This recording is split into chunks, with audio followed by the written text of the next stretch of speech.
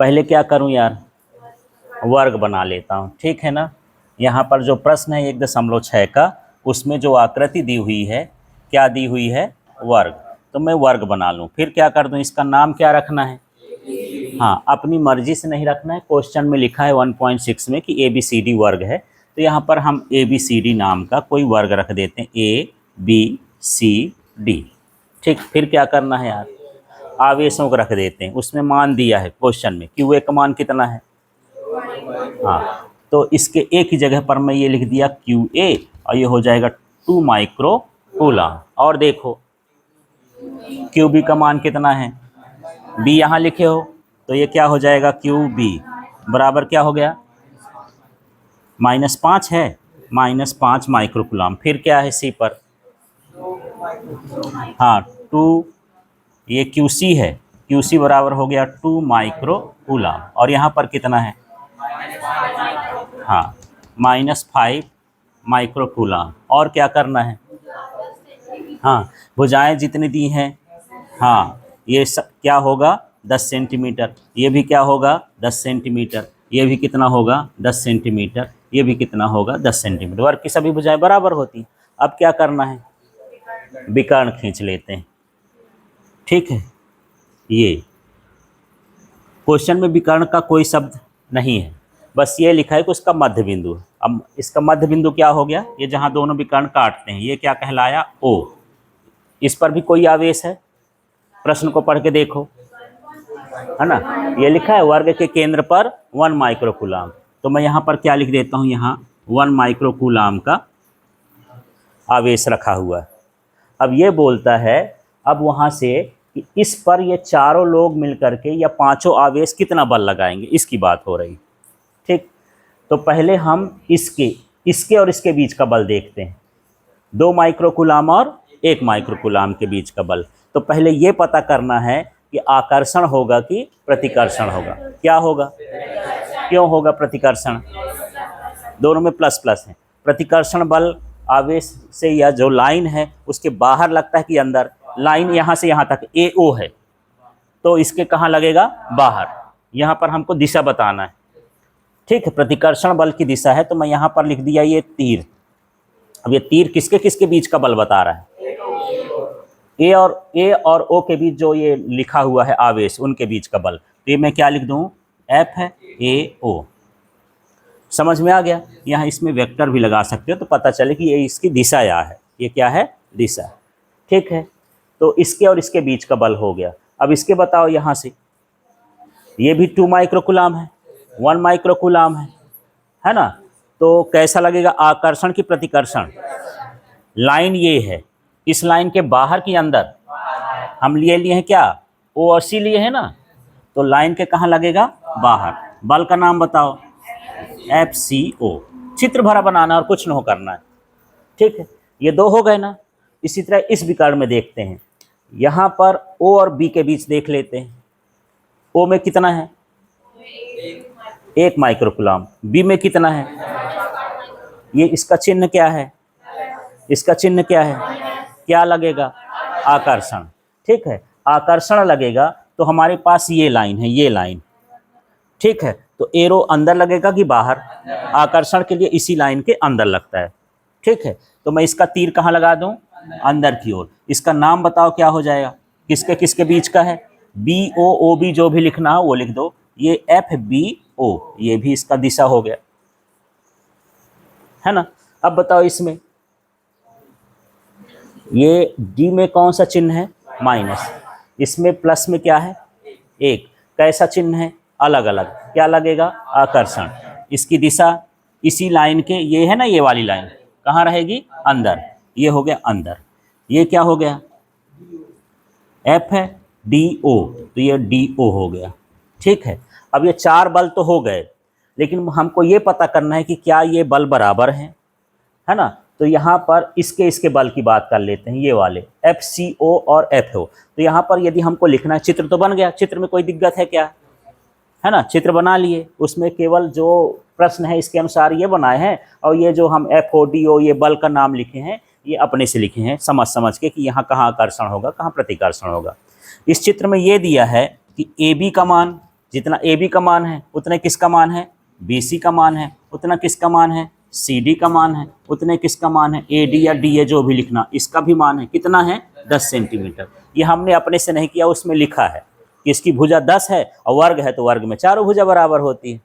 ठीक है, और आप जानते होंगे इसका गुण होता है, वर्ग का गुण होता है कि जो विकर्ण होता है वो एक दूसरे से विभाजित होते हैं, माने सभी विकर्णों के विभाजन का मान कैसा होगा, बराबर। जैसे ये लाइन जितनी भी होगी उसके आधा उसका क्या कहलाता है, विकर्ण। तो ये देखो यहाँ से यहाँ तक ये क्या है, ओ ए, हमको इतनी दूरी चाहिए ना, ओ ए का मान किसके बराबर होगा, ओ बी के। ठीक है, फिर बताओ ये किसके बराबर होगा, ओ सी के। फिर ये किसके बराबर होगा, ओ डी के। माने चारों भुजा भी बराबर है और ये विकर्ण भी बराबर होते हैं। विकर्ण का आधा भी क्या होता है, सब एक दूसरे के क्या होते हैं, बराबर होते हैं। विकर्ण का ये गुण होता है, इसलिए इसको भी हम बराबर लिख दिए। जब ये सभी बराबर हैं तो जो बलों का मान है वो भी कैसा होगा, बराबर। तो यहाँ पर इसके लाइन में देखेंगे जो ए सी विकर्ण है, तो इसमें क्या क्या है, एफ सी ओ और क्या है, एफ ए ओ। ये भी बल क्या होंगे, बराबर होंगे। दूरी बराबर है, आवेश बराबर है, तो बल भी क्या होंगे, बराबर होंगे। सीधा सीधा ये है। ठीक है, तो यहाँ का नाम बताओ, ये एफ सी ओ बराबर किसका है, एफ ए ओ। ठीक है, इसी तरह से दूसरा बताओ, एफ बी ओ, ये बी ओ और डी ओ बराबर है, आगे पीछे किसी को भी लिख सकते हो, तो यहाँ पर और लिख सकते हैं एफ वेक्टर बी ओ बराबर क्या है, एफ वेक्टर डी ओ। ये चारों बल एक दूसरे के क्या हैं, ये बराबर है, क्योंकि सबकी दूरी क्या है, बराबर है। लेकिन ये बराबर के साथ साथ एक दूसरे के कैसे हैं, विपरीत हैं, इसलिए एक दूसरे के प्रभाव को समाप्त कर देंगे, बस इतना बताना है। तो यहाँ पर जब प्रभाव को समाप्त कर देंगे तो इस पर जो रखा आवेश है उस पर लगने वाला बल क्या होगा, शून्य होगा। तो यही चीज़ यहाँ पर लिखा है कि ये दोनों बराबर हैं, तो जो एफ ओ का मान है, एफ ओ का मतलब ओ में जो आवेश रखा है उस पर लगने वाला बल क्या कहलाएगा, शून्य कहलाएगा।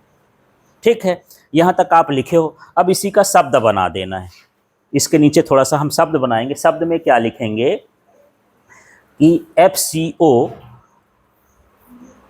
हाँ जी इधर देखो, एफ सी ओ और एफ ए ओ ये दोनों कैसे हैं, बराबर हैं और विपरीत हैं। इसी प्रकार एफ बी ओ और एफ डी ओ बराबर और विपरीत हैं, एक दूसरे के प्रभाव को समाप्त कर देंगे। इसलिए एफ ओ पर लगने वाला बल या 1 माइक्रोकूलाम पर लगने वाला बल शून्य होगा। ठीक है, तो चलिए उसके नीचे फिर से शब्दों में लिखिए। यहाँ तक तो लिख लिए थे ना, क्या लिखोगे देखो, तो अब लिखो, वेक्टर वेक्टर सब लगाना है। एफ वेक्टर सी ओ और इस लाइन का शब्द बना रहे हैं ना, एफ वेक्टर सी ओ और एफ वेक्टर ए ओ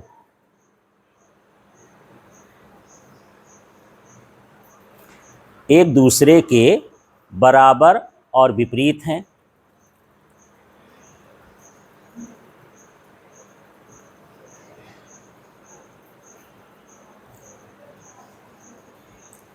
ठीक है, इसी प्रकार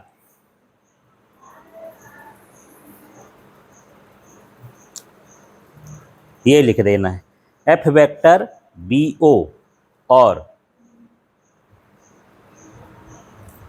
एफ वेक्टर डी ओ, ये बोर्ड से देखते जा सकते, जो ये लिखा है इसी का लिखा देना है ना, बराबर और विपरीत हैं।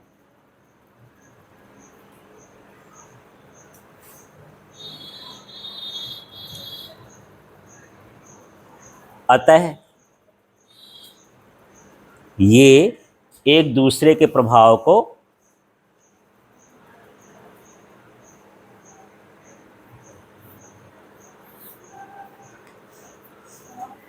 समाप्त कर देते हैं।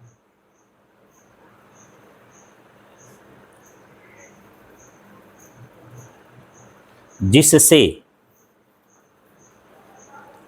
अब प्रश्न की भाषा ही बना लेते हैं, जिससे देखो इसी को लिख देना, जिससे वर्ग के केंद्र पर रखे 1 माइक्रोकूलाम आवेश पर लगने वाला बल शून्य होता है। कितना की जगह क्या लिख दोगे, शून्य। इसी को पूरा कॉपी कर देना है, जिससे वर्ग के केंद्र पर रखे क्वेश्चन में लिखा है 1 माइक्रो कूलाम आवेश पर लगने वाला बल 0 होता है।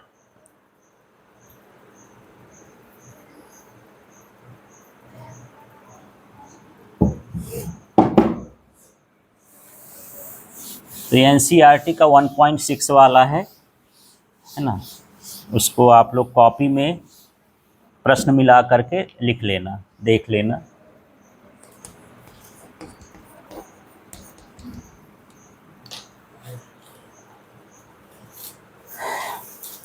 हो गया सबका? ठीक। तो थोड़ा समझने वाला प्रश्न है ये जो अपन किए हैं, ये लगाने वाला नहीं है ना, केवल बल की दिशा भरा बता देना। अब देखते हैं 1.7 का ये प्रश्न अलग अलग परीक्षा में आता है। जैसे ए वाला दिया है, बी वाला दिया है, तो या तो अकेला ए पूछ देता है या अकेला बी पूछ देता है 2 नंबर में। ठीक, तो इसका ए नंबर का प्रश्न देखो यार, कहता है स्थिर वैद्युत क्षेत्र रेखा एक संतत वक्र होती है, अर्थात कोई क्षेत्र रेखा एक टूट नहीं सकती है, एकाएक टूट नहीं सकती है।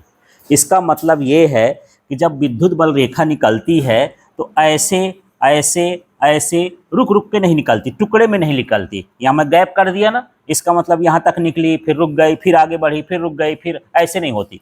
जब ये बढ़ती है तो हमेशा कैसे बढ़ती है? लगातार बढ़ती है। संतत का मतलब लगातार ही है।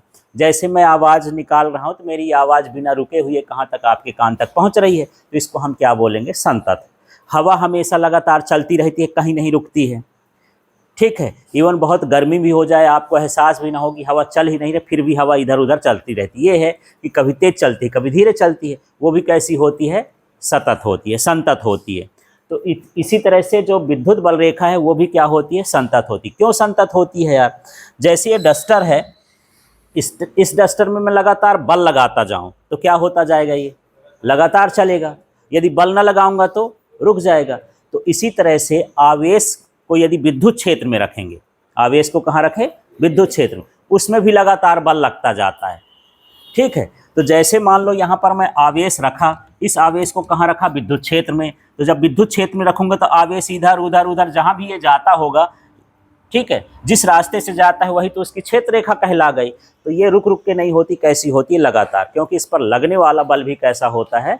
लगातार होता है। तो आप जब इसमें करेंगे तो क्या लिखेंगे यार? क्वेश्चन था विद्युत बल रेखा संतत वक्र क्यों होती है? सीधा सीधा क्यों होती है? क्योंकि विद्युत क्षेत्र में आवेश रखा जाए तो उस आवेश पर लगातार बल लगता है। ठीक, क्या बनाओगे भाषा? हाँ, या ऐसे कह सकते हैं विद्युत क्षेत्र में रखे आवेश पर लगातार बल लगता है, इसलिए वक्र रेखा कैसी होती है? या विद्युत बल रेखा संतत होती है। ठीक है, लिखो तो फिर शब्द बनाओ। ए नंबर का क्या करोगे?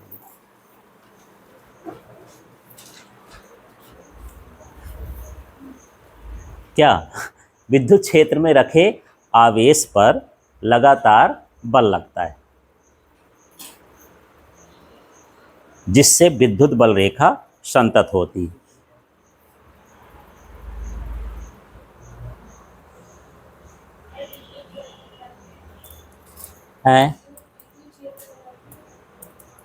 आवेश पर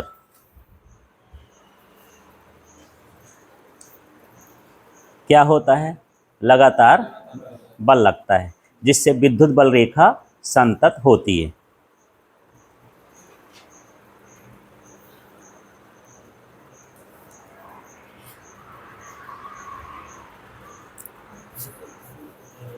विद्युत बल रेखा संतत होती है। इसमें संतत शब्द का है तो वही शब्द लिख दो, संतत लिख दो, सतत लिख दो। ठीक,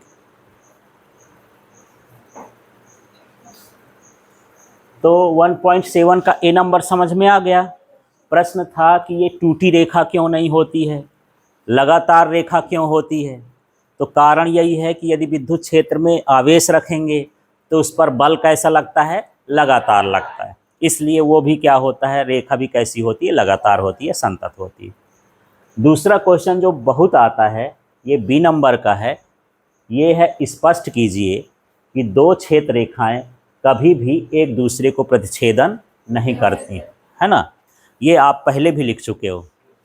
ठीक, तो इसमें हम क्या करेंगे, एक बार इस चित्र को दिमाग में बैठाओगे तो आपको सरल हो जाएगा। ये 1.7 का बी नंबर देखना है ना। मान के चलते हैं कि एक विद्युत बल रेखा ये है, ठीक है। दूसरी विद्युत बल रेखा ये है। कितनी विद्युत बल रेखा हो गई? 2। जहाँ कोई रेखा काटती है उसको कहा जाता है प्रतिच्छेद बिंदु। इसका नाम क्या है? प्रतिच्छेद बिंदु। और इस प्रतिच्छेद बिंदु पर यदि स्पर्श रेखा खींचें तो ये विद्युत क्षेत्र की दिशा को व्यक्त करता है। तो यहाँ पर कितनी स्पर्श रेखाएं खींची जा सकती हैं? नहीं, स्पर्श रेखा एक बिंदु से एक ही खींची जाती है, एक रेखा में। तो एक रेखा ये है और एक रेखा ये है, ये इस तरह से अनंत रेखाएं नहीं खींची जा सकती, स्पर्श रेखाएं। जैसे मान लो एक बिंदु है तो यहाँ पर ये जो मैं खींच रहा हूँ, है ना, ये अनंत रेखाएं हो सकती, बिंदु से गुजरने वाली। स्पर्श रेखा किसी को छू के जाती है, जैसे ये वक्र है, अब मुझे इस बिंदु पर स्पर्श रेखा खींचना है तो एक ही स्पर्श रेखा खींची जा सकती है। इस बिंदु पर खींचेंगे तो यहाँ भी एक ही स्पर्श, माने उसके सतह को कैसा जाए, छू के जाए, उसको क्या बोलते हैं? स्पर्श रेखा। तो एक बिंदु से कितनी स्पर्श रेखा खींची जा सकती है? सिर्फ एक, ठीक है। तो यहाँ पर 2 रेखा हो गई, तो यहाँ पर इस रेखा का भी वही बिंदु है, इस रेखा का भी वही बिंदु है, तो यहाँ पर 2 स्पर्श रेखा हो जाएंगी। तो विद्युत क्षेत्र की कितनी दिशा हो जाएंगी? 2, जो कि संभव नहीं होता है। एक बिंदु पर विद्युत क्षेत्र की एक ही दिशा होती है। बस इसी को लिखना है। तो ये क्या था? विद्युत बल रेखा। ये क्या है? विद्युत बल रेखा। तो यहीं से बोलना है, यदि 2 विद्युत बल रेखाएं, फिर यहाँ पर आ जाते हैं, प्रतिच्छेद करती हैं तो प्रतिच्छेद बिंदु से 2 स्पर्श रेखाएं खींची जाएंगी। ये आपको अपने से लिखना, मैं लाइन दोबारा नहीं बोलूँगा, ध्यान से सुनते जाना। ये क्या है? बोलो इसको। 2 विद्युत बल रेखाएं, फिर क्या हो जाएगा? एक दूसरे को प्रतिच्छेद करती हैं तो फिर यहाँ से प्रतिच्छेद बिंदु से 2 स्पर्श रेखाएं खींची जाएंगी, जिससे विद्युत क्षेत्र की 2 दिशाएं हो जाएंगी, जो कि संभव नहीं है। लिखो तो आप लोग इसको।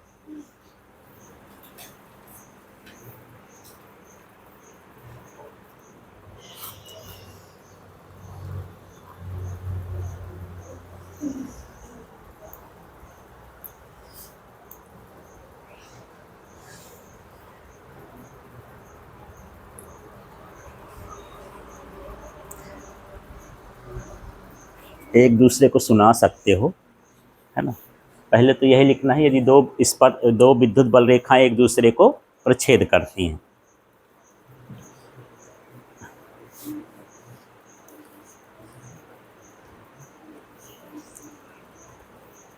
तो क्या होगा? तो प्रतिच्छेद बिंदु से, है ना। हाँ, नहीं, प्रतिच्छेद करती हैं तो प्रतिच्छेद बिंदु से कितनी स्पर्श रेखाएं? 2 स्पर्श रेखाएं खींची जा सकती हैं, ऐसा लिखना है।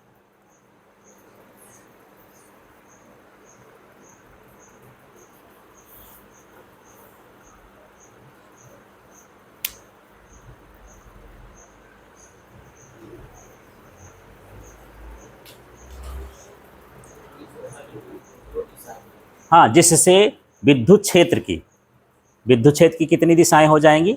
2 दिशाएं हो जाएंगी, जो कि संभव नहीं है। इस तरह से शब्द बनाना है।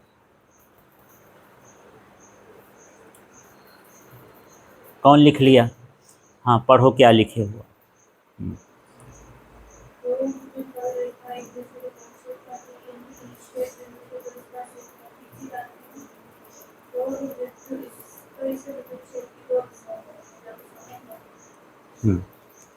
और कौन लिख लिया? एक बार मिला लेना सब लोग जो भी लिखे हो। यहाँ से यदि 2 विद्युत बल रेखाएं प्रतिच्छेद करती हैं तो प्रतिच्छेद बिंदु से 2 स्पर्श रेखाएं खींची जा सकती हैं, जिससे विद्युत क्षेत्र की 2 दिशाएं हो जाएंगी, जो कि संभव नहीं है। ठीक है, अब आ जाते हैं 1.8 में। आ जाइए आप। 1.8 वाला प्रश्न देखते हैं, है ना। मैं पढ़ देता हूं, आप लोग सुनिएगा। 2 बिंदु आवेश QA बराबर 3 माइक्रो कूलाम, ठीक, तथा QB बराबर -3 माइक्रोकूलाम निर्वात में एक दूसरे से 20 सेंटीमीटर दूरी पर स्थित हैं। तो एक काम करते हैं, इसके हिसाब से चित्र बना लेते हैं। ठीक है, कितने आवेश हैं यार? 2। तो चित्र को ऐसा करते हैं, ये बना लिए, ये ठीक। एक का नाम क्या है? QA। तो चलो मैं यहाँ पर लिख देता हूँ, इधर भी लिख सकते हो। QA का मान कितना है देख लो।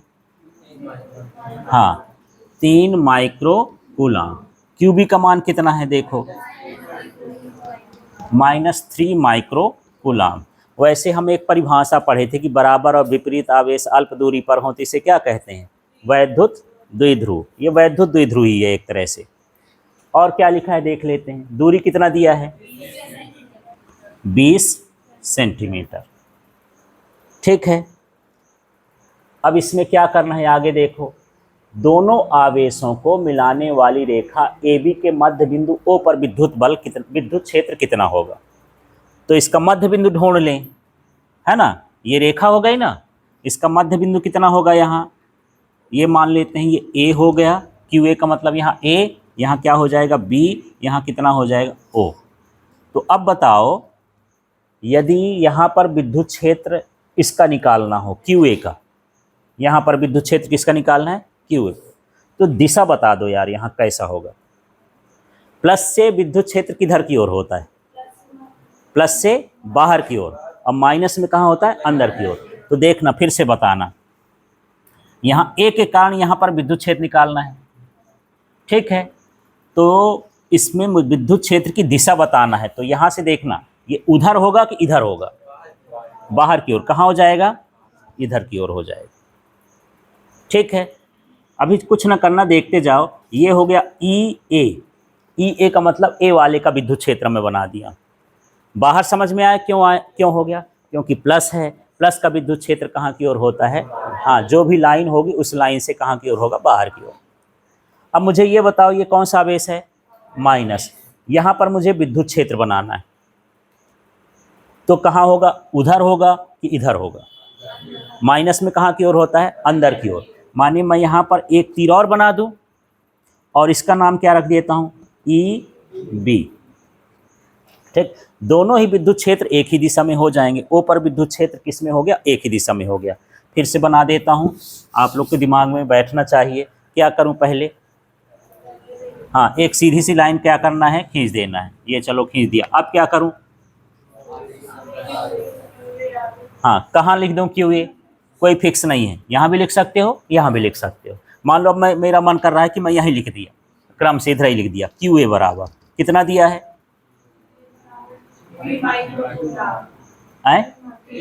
हाँ, 3 माइक्रोकूलाम। और इसमें QB का मान कितना दिया है?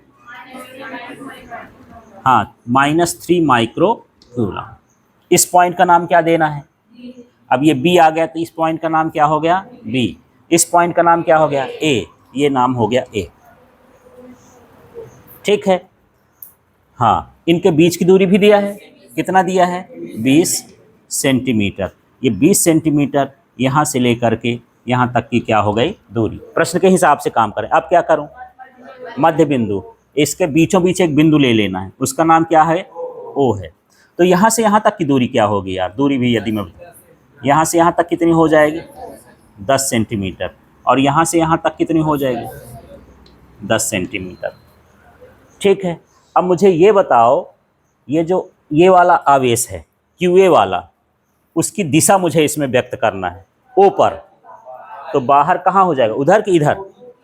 हाँ, O से B की ओर। तो यहाँ पर मुझे दिशा दर्शाना है। यहाँ से तीर लगा के थोड़ा सा कहाँ तक कर देना? आगे की ओर। ये क्या हो जाएगा? A वाले का है। ठीक है, लाइन क्लियर हो गई। हाँ, अब बताओ, इस आवेश के कारण इस पर विद्युत क्षेत्र O पर ही मुझे फिर से तीर बनाना है। तो ये माइनस वाला है तो उधर ही की ओर होगा, माइनस वाले का अंदर की ओर होता है। तो यहाँ पर क्या हो जाएगा? ये दिशा हो जाएगी। इसका नाम क्या रख दूँ? EB रख दूँ। तो दोनों विद्युत क्षेत्र एक ही दिशा में है तो जुड़ जाएंगे।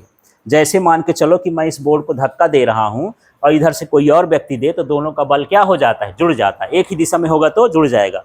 जब आप साइकिल चलाते हो तो पैडल मारते हो और पीछे से उसी दिशा में हवा आती जाए तो आपकी साइकिल और तेज भागती है। क्यों भागती है? क्योंकि आपका बल और हवा का बल, दोनों का बल क्या हो जाता है? जुड़ जाता है, क्योंकि उनकी दिशा कैसी है? एक जैसी है। तो यहाँ भी ये क्या हो जाएंगे? जुड़ जाएंगे। मतलब मुझे ई निकालना है, तो ये हो जाएगा ई ए और प्लस क्या हो जाएगा? E B. समझ में आ गया? ये कहलाएगा परिणामी विद्युत क्षेत्र, माने दोनों को मिलाने के बाद दोनों को हम क्या करेंगे? जोड़ देंगे। तो इसके लिए हम क्या करेंगे? इनका आवेश लिख लेते हैं यार। अब हमको बताना है कि दिया क्या है। चित्र बन गया, इसको यहीं कर देता हूँ। दिया है, क्यू ए का मान कितना है बताओ? है ना, 3 म्यू सी। इसका म्यू हटाना है, क्या लिखूं? कल भी लिखे थे। हाँ, 3 × 10⁻⁻6 कूलाम। ठीक है, क्यूबी का मान बताओ? हाँ, -3 माइक्रो कूलाम। -3 × 10⁻⁻6 और ये कूलाम हो गया। ठीक है, इनकी दूरी बताना है, लेकिन दूरी कहाँ से? मध्य बिंदु से। यहाँ पर ना विद्युत क्षेत्र निकालना है, तो ओ ए बराबर ओ बी कितना होगा यार? ओ ए का मान कितना है? ओ ए का मान 10 और ओ बी का मान भी कितना होगा? 10। यहाँ तक ना ले रहे हैं बीच का, तो उसका आधा कर लेंगे। ये कितना हो गया? 10 सेंटीमीटर। सेंटीमीटर को मीटर में बदलने के लिए क्या बताया था? 10 × 10⁻⁻2 मीटर। सी हटाते हैं, 10⁻⁻2 लिख देते हैं। एक 10 इसमें चला जाएगा तो क्या आ जाएगा यार? अभी अब बताओ। माने इसको भी हटाना है, घात में लिखना है। हाँ, 10⁻⁻1 मीटर। ठीक है, क्लियर हो गया? हाँ, अब यहाँ पर देख लेते हैं, ओ बिंदु पर क्या निकालना है? ओ बिंदु पर, ये सब मैं मिटा दूंगा, ध्यान से देखते जाना। ओ बिंदु पर, है ना, आपकी आदत हो गई है बोर्ड से उतार के लिखने की, परिणामी विद्युत क्षेत्र की तीव्रता। ठीक है, लिख दें। परिणामी विद्युत क्षेत्र की तीव्रता का मतलब ई ए और ई बी को हम क्या कर देंगे? जोड़ देंगे। तो ई बराबर क्या हो जाएगा? ई ए और प्लस क्या हो जाएगा? E B. दोनों को जोड़ेंगे। क्यों जोड़ेंगे? एक ही दिशा में। दोनों कैसे हैं? एक ही दिशा में। तो अब यहाँ पर मान रखते हैं। ई बराबर विद्युत क्षेत्र की तीव्रता का सूत्र क्या होता है? 1/4πε0 Q/r²। उसी फार्मूले को यूज करते हैं। ठीक है, तो ये मैं लिख दिया 1/4πε0। अब ये ए वाले का है, तो Q/ बोले हो ना, तो मैं यहाँ क्या लिख दूँ? QA। और बटे में r² है, तो r² लिख देता हूँ। दोनों की दूरी तो बराबर ही रहेगी, दोनों में 10 है 10 है ना, तो ये रहेगा। अब दूसरा वाला बताओ, 1/4πε0 यहाँ किया QB/r²। ठीक है, इसके बाद क्या करेंगे? ई ए का सूत्र लिख दिए, और ये किसका लिख दिए? ई बी का। ई बराबर बताओ, यहाँ मान रखेंगे। इसका मान कितना हो? 9 × 10⁻9। इसका मान क्यू ए का मान कितना था? 3 × 10⁻⁻6। ठीक है, फिर यहाँ आर का मान कितना था?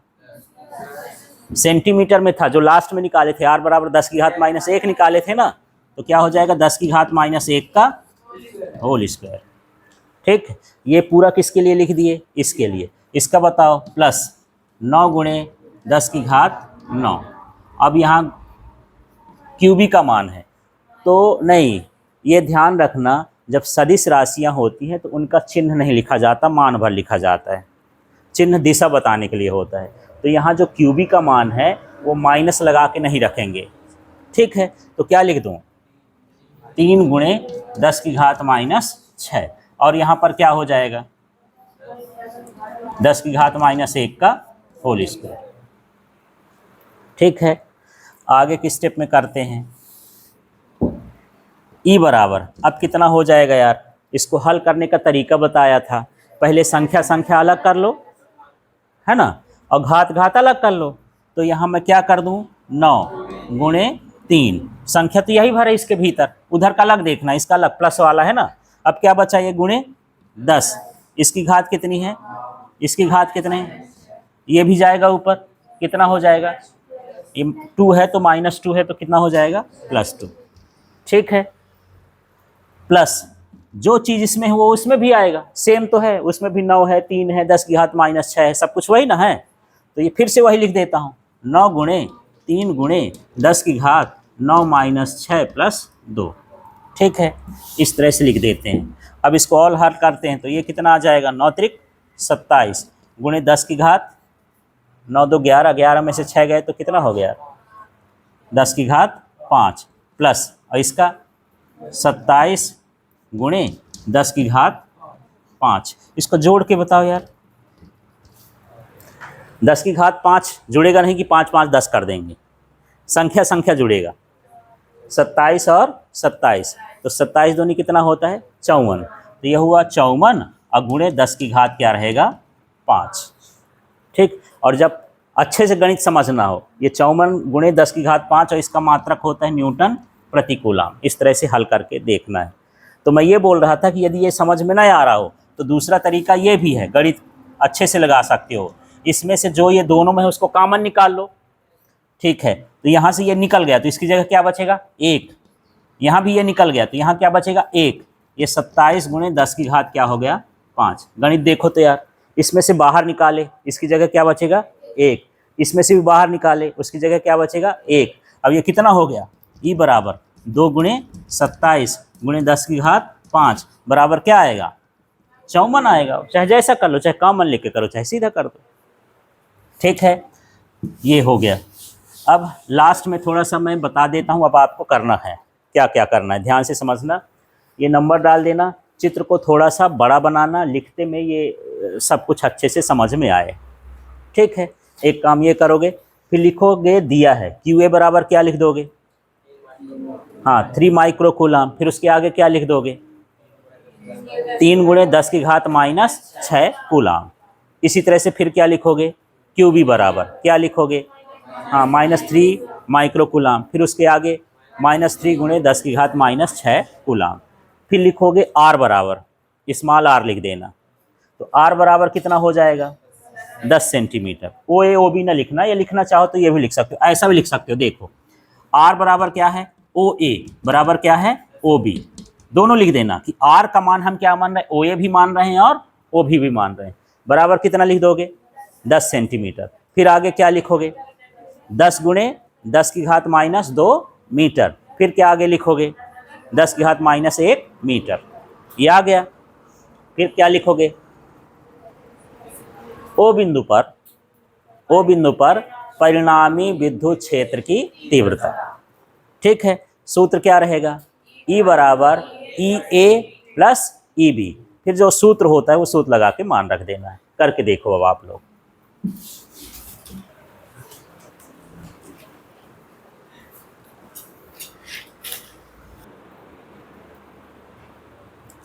अब यहाँ B नंबर है, तो आवेश का मान कितना दिया है, Q बराबर 1.5 गुणे 10 की घात -9 कूलम, और जो हमारा विद्युत क्षेत्र निकला था वो 54 गुणे 10 की घात 5 है। प्रश्न है कि इसको हम विद्युत क्षेत्र में रखेंगे तो कितना बल लगेगा। तो विद्युत क्षेत्र में इस आवेश पर लगने वाला बल, तो बल का सूत्र होता है F बराबर Q × E। तो यहाँ से Q का मान रख देंगे 1.5 गुणे 10 की घात -9। इसी तरह से E है, तो E का मान रख देंगे 54 गुणे 10 की घात 5। अब क्या करना है, इसमें से इसका गुणा कर देंगे, तो F बराबर 15 में 54 का गुणा करेंगे तो ये 81.0 आएगा, तो 81 लिख दिए, और 10 -9 में से 5 जाएगा तो ये हो जाएगा -4, और ये बल है तो क्या हो जाएगा, ये न्यूटन हो जाएगा। यदि हम यहाँ पर दशमलव लगाना चाहते हैं तो फिर ये फाइनल ऐसे हो जाएगा 8.1 गुणे 10 की घात -5 न्यूटन।